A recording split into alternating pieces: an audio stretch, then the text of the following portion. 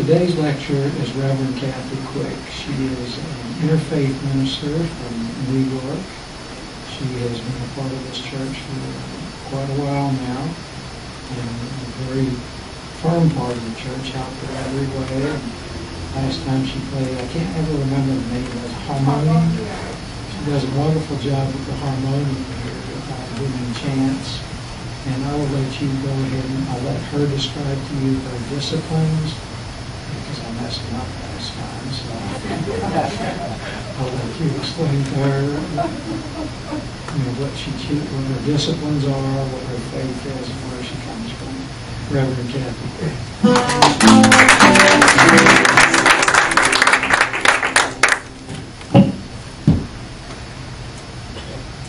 Welcome, everyone, with all my heart and deep respect. I welcome you all with all my heart. This is my discipline.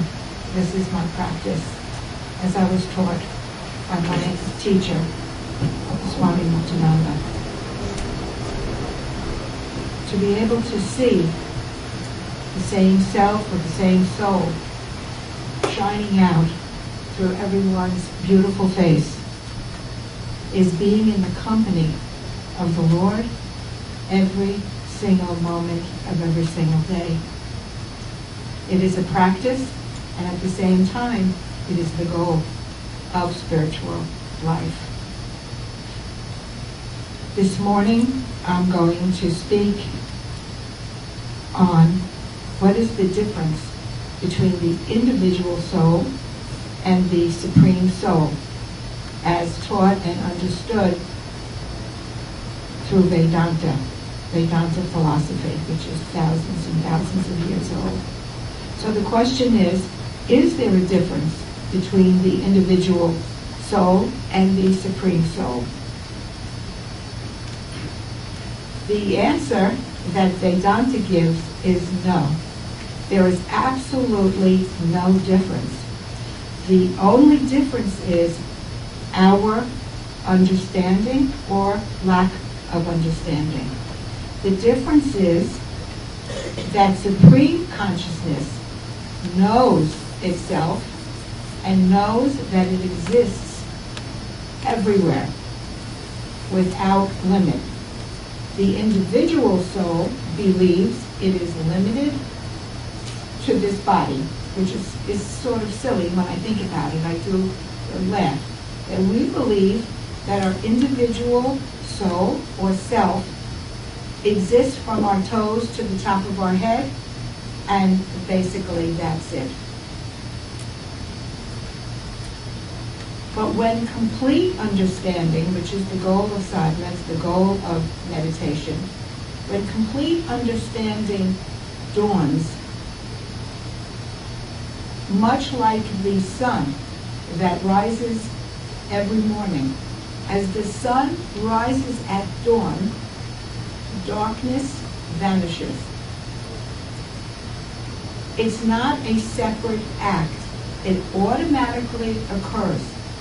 Vedanta teaches that as our awareness dawns, the darkness or the ignorance, believing that we are separate from God, simultaneously vanishes.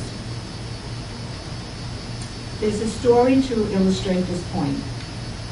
Once there was a guru sitting in India with his disciples, and he said to one of his disciples, or he said to the group, the individual soul and the supreme soul are one. And of course, the disciples couldn't get it. What do you mean? God is so vast. God encompasses all this, the entire world, the entire universe. How can we be one with that? So the Guru said, okay, here's my water bowl. Take it down to the Yamuna River and fill it with water from the Yamuna River. So the disciple got up, got the water bowl, went down to the Yamuna River, filled the bowl with water. The Guru said, this isn't water from the Yamuna River. I asked you to get me water from the Yamuna River. The disciple said, no, Guruji, this is water from the Yamuna River. He said, but the Yamuna River has fish. I don't see fish in this bowl. The Yamuna River has turtles. I don't see turtles in this bowl. The Yamuna River has cows wading in the water. I don't see cows in this bowl. And the Yamuna River has bathers. I don't see bathers in this bowl. So the disciple said, but Guruji, this is just a small volume of water. How can it possibly contain all of that? So the Guru said, you are right. Bring the water back into the Yamuna River, which the disciple did. And the Guru said, what you've said is true. But in the same way, does that water now, which was once limited to a bowl, to a small form, does that water now contain fish, turtles, cows, and people? Yes, Guruji. In the same way, when we can understand and we can let go of our limited understanding, we will contain all that God contains, all the holiness, all the goodness, and all the powers. There is no difference except our limited understanding. And this reminds me of the teachings that Jesus gave to his disciples when he said, seek ye first the kingdom of God and his righteousness, and all else will be added unto you. When I study Vedanta, this microphone has a way. When I study Vedanta, I understand the teachings in the much better, so I go back and forth with it, simply trying to explain. Again, don't limit. Oh, that's Vedanta. That comes from India, but I'm in the West, so what does it have to do with me? These teachings are identical. The wording may be a little bit different, the stories may be a little bit different, but the essence is the same. Through meditation, contemplation of the teachings, and correct understanding, the awareness dawns, eventually the awareness dawns, that I and my Father are truly one. That God is in me and I am in Him. And when that happens, you do see, you do perceive the God in everyone. Recognizing the same divinity. If my soul is one with God, therefore your soul is one with God. I am that, thou art that. That becomes a living experience. That is the goal of Vedanta, that is the goal of meditation and prayer, and that is the goal of spiritual life. But the mind comes in, the ego comes in, and it argues. I love it. But that, Jesus said that was fine. You know, of course, I and my Father are one, Father is in me, I am in the Father. That works for Jesus, but what about me? Again, I refer to Vedanta, and it gives very clear examples as to how that actually works. So the story is, a drop of rain falls on a mountain. Many drops of rain fall on the mountain. These drops of rain go down the mountain and merge into a river, or become a river. The river continues to flow and merges into the ocean. Will that drop of rain, that first initial drop of rain, continue to believe I'm just a little drop and not embrace the fact that it's now become the river? At what point in our journey do we allow ourselves to believe and embrace our greatness, our oneness with the ocean of consciousness? We can choose to embrace that understanding right now and say to ourselves, yes, that is really true. That one drop of water, how is it really different in essence from all water, all streams, all oceans on this planet and in the entire solar system? When you think about it, you realize, no, there is no difference. So in the same way, we, our soul, our self, is no different in essence from universal consciousness. Once a seeker asked my guru, Swami Muktananda, can I achieve enlightenment? Every seeker asks their guru that question. And Swami Muktananda answered in this way: enlightenment is already yours. You just have to understand it. You have already realized God. You just don't have the awareness that God is within you as you. You assume that you are far from God. But think about this. If you don't have God right now and try to attain Him through spiritual practice or through any means, then you could lose Him. If you have to attain something that you don't already have, then we can lose. We can also lose. And he said that's not possible. You cannot lose God. You cannot attain God. You are God. And that is the understanding. That's the only thing that we have to turn around, is our own understanding of who we truly are. He said, God is not found through any action, technique, religion, or path. God is found through right understanding. And then he said, let me try to explain. He said, our eyes can look out and perceive many objects. Right now we're perceiving many objects, and we always are perceiving. Our eyes are always perceiving. But our eyes cannot perceive themselves. Our eyes cannot look at itself. Why is that? Because God, the self, is the seer. God is here, looking out, as you and through you. He is not an object to be seen. He is what enlivens us, that gives life to this lump of clay, which will dissolve and go back to the earth sooner or later. He enlivens our senses. He enlivens the mind. The only thing, the only reason we meditate, we chant, we do all our spiritual practice is to correct this wrong understanding, to purify the intellect so it can grasp this and own it, and to purify the ego.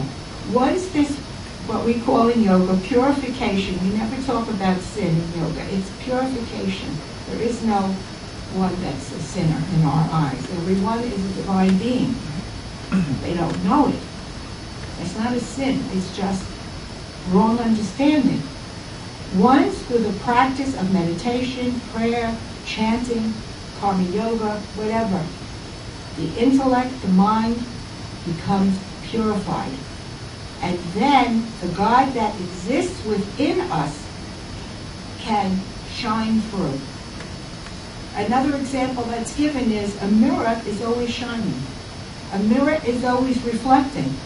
But if it's covered in dust, layers and layers of dust, you can look in the mirror and see, there's no shine to this glass. It's so dull. But you take water or you take Windex and a towel, and all of a sudden, there it is. So it's the same. It's in the same way. God is trying to reflect himself out, to shine. Let our light shine. But it's covered. We do spiritual practice. We do the disciplines that Reverend Steve was talking about, only to remove this covering of darkness.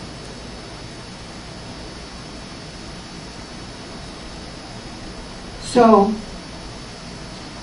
we say that God created the world, and he exists as the world and as every form in the world, including ourselves. And when we can really understand it and see it, then we understand that it is the Lord himself playing all these different roles. He's playing Kathy Quick, Reverend Kathy Quick. He's playing Lorraine. He's playing Joe. He's playing Dr. Thomas. He's playing all of us. And we create this drama. Sometimes it's a comedy. Sometimes it's a tragedy. Sometimes it's myth. Sometimes it's a love story. But it is God himself playing all these roles in a drama that we create. When we don't see this, we get sucked into the drama. We get all entangled in the drama, creating more drama. We lose our center. We get upset. And what happens to our bliss? What happens to the joy? The mind is in a turmoil. When we can begin to perceive that this world is a drama created by our own mind, and that everybody in it is simply my own self, it creates a space. It creates a small amount of detachment so that you can just rest and be and hold on to your own joy and watch how things unfold. It's a much better, happier, more joyful way of living our life. Drama will happen, for sure. But we don't have to get caught in it if we have the right understanding. Once there was a great saint in South India, and his name was Kanakadas. He also had disciples, and one day during satsang, someone asked him, Guruji, will I become one with the Lord? And Kanakadas said, no, you will become one with the Lord only when I go. Another disciple raised his hand, Kanakadas, will I become one with the Lord? And Kanakadas said, no, you will only become one with the Lord when I go. So one by one, every disciple asked if they would become one with the Lord, and Kanakadas said, no, only when I go. So finally somebody said to Kanakadas, well, okay, maybe we won't become one with the Lord, but surely you will become one with the Lord. He said, no, I will become one with the Lord only when I go. So finally he explained, when I say, I will not become one with the Lord, nor will you become one with the Lord until I go, what that I go is referring to is your ego. The belief in a separate individual, in the belief of this personality. There cannot be two. There's only one. Either there's God or there's you. Believing you are you, and that's all you are. Of course, I have my life, I have my husband, I have my children, I have my grandchildren. I have a very big life, a wonderful life. But I know that that's not all that I am. I am that, I enjoy that, and I'm much greater. And I see the same in you. And I love to dance with people in that knowledge, because then I'm just laughing and laughing and laughing all the time. So he explained, only when that limited I dissolves will all of us be one with the Lord. So, I'll conclude that it is very important to understand that the individual soul is not different from the universal soul. We meditate and chant and perform various spiritual practices only to purify the ego and the intellect so the light of God, the light of the self, can shine through. Meditation on the self is beyond the animal kingdom, the mineral kingdom, the vegetable kingdom. It is beyond the physical body, the subtle body, the causal body. Meditation on the self purifies the intellect so that only God remains. As duality and its accompanying fear, because as soon as we are in duality, the best friend of duality is fear. Wherever duality goes, the friend of fear accompanies. You cannot have duality without some level of fear, because you see another. And if there's another, there can be a sense of competition, a sense of, well, if that person gets some sort of recognition, that's somehow taking something away from me. With duality, there's a slight fear and separation. So when that notion melts away, when we no longer are in fear, when we're no longer in duality, when our heart can open to everyone, when this feeling of wanting to share, wanting to give, wanting to embrace everyone as your own self, then the passage in Matthew 25:35 comes to life, where he said, I was hungry and you gave me something to eat. I was thirsty and you gave me to drink. A stranger and you welcomed me. The disciples said, when did we do that? And he answered, whatever you do for the least of my brothers, you do for me. When we are at that point where we can see, we understand that whatever we do for each other, whatever kindness, if he were in our midst, would we be rude? If we could see him in our friend, in our neighbor, how would we react? I can't feed you. I'm too busy. I worked all day. What would we say? what would we say? Would we be generous to almost flowing out, giving every last penny we had? Or would we be stingy? So it changes. Nothing changes in our life to a degree. Same husband, same job, same children. But everything changes because our perception changes. Perhaps we have not yet attained that stage of awareness. Perhaps we are just learning and we're just beginning our spiritual journey. Perhaps we feel that we have a long way to go before our little drop becomes the ocean. However, that doesn't alter the truth that each drop of rain is in fact no different from the ocean. So why not start thinking of ourselves right now as the ocean? Why not start training our minds to think, I am that and thou art that? Why not embrace the ultimate truth now, and in so doing, make it our reality? One day, by the grace of God, enlightenment will dawn.